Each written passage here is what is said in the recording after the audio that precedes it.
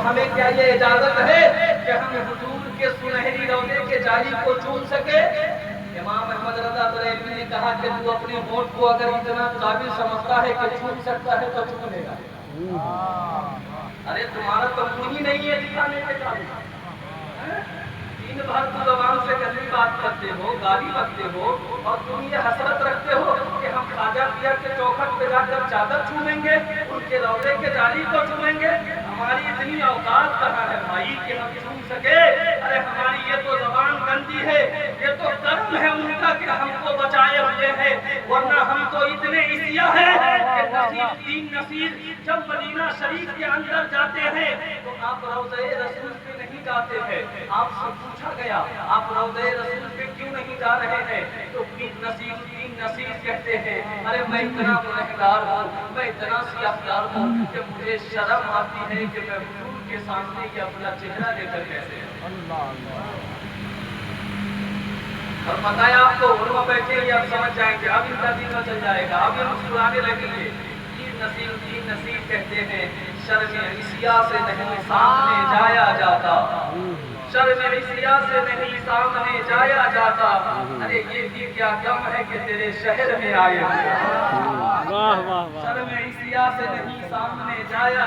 جاتا، یہ بھی کیا کم ہے کہ تیرے شہر میں آئے ہوئے ہیں۔ اعلیٰ حضرت فاضل بریلوی کی بارگاہ میں اگر کوئی حاجی جاتا یا عمرہ کر کے جاتا اور وہ مدینہ شریف ہو کے جاتا تو وہ پوچھا کرتے تھے کہاں سے آ رہے ہو، حج کر کے آ رہے ہو، مدینہ شریف گئے تھے، عمرہ پہ گئے تھے، ان کے روضے کی جالی کے قریب گئے تھے، وہاں سلام کیا تھا؟ تو کہانے والا کہتا ہاں حضور میں مدینہ شریف گیا تھا، تو اعلیٰ حضرت اس کے ہاتھ کو چھوتے، آپ اس کے پاؤں کو چھوتے، اور جو یہ کہتا مدینہ نہیں گیا تھا اعلیٰ حضرت اس سے نظر پھیر کے دیتے۔ ایک حاجی صاحب گئے، کہا السلام علیکم، کہا وعلیکم السلام، کہا کیا حال ہے، کہا ٹھیک ہے الحمدللہ، کہاں سے آ رہے ہو، کہا کہ حج کر کے آ رہا ہوں، کہا مدینہ شریف گئے تھے، تو کہا کہ ہاں مدینہ شریف گیا تھا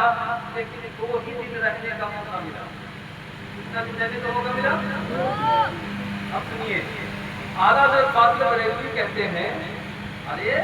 تم 2 دن مدینہ رہ کے آئے؟ مدینہ تو وہ جگہ ہے کہ جہاں کوئی ایک سیکنڈ سانس لے لیتا ہے وہ بھی نصیب والا ہوا کرتا ہے، تم تو پھر بھی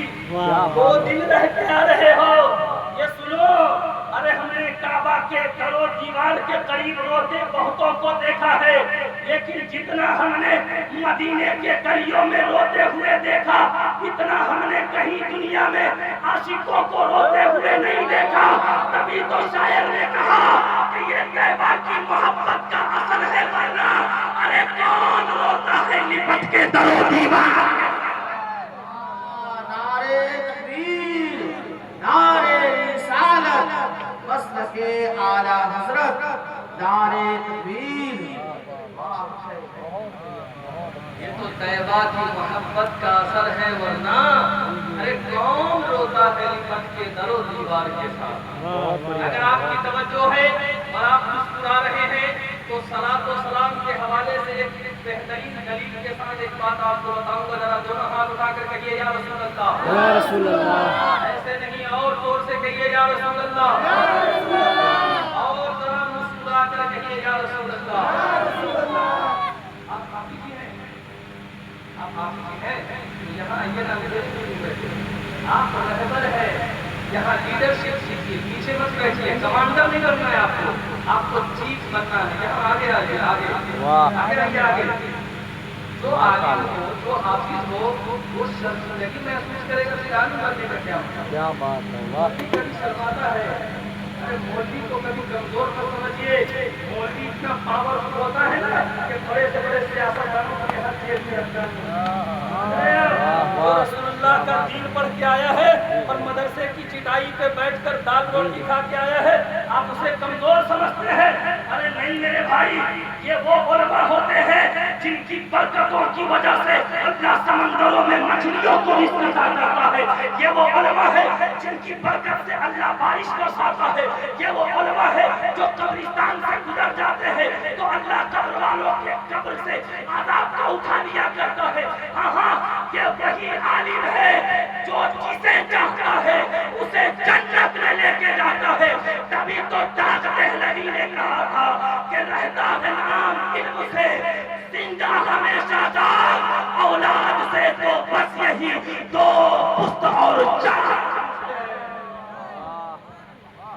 آپ کیا سمجھتے ہو علماء کو کمزور سمجھتے ہیں نہیں میرے بھائی ذرا مسکرا کر کہیے سبحان اللہ اب سے محفل میں آئیں گے تو انشاءاللہ ڈوبی لگا کر آئیں گے میری باتیں آپ کو سمجھ میں آ رہی ہے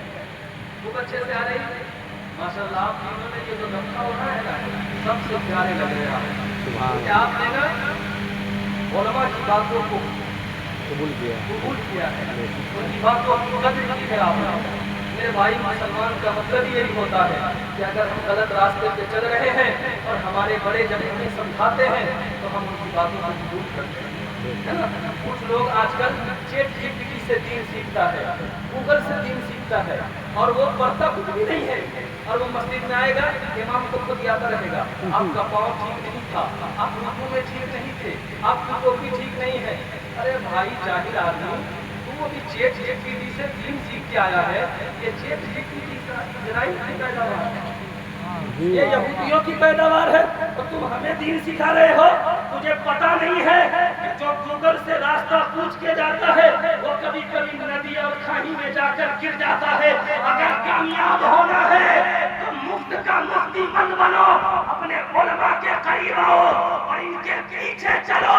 انشاءاللہ تعالی آپ سماجی میں بھی آپ اقتدار میں بھی آپ سیاست میں بھی دنیا کے ہر معاملے میں اگر علماء کی بات مان کے چلیں گے تو آپ انشاءاللہ کامیاب ہوں گے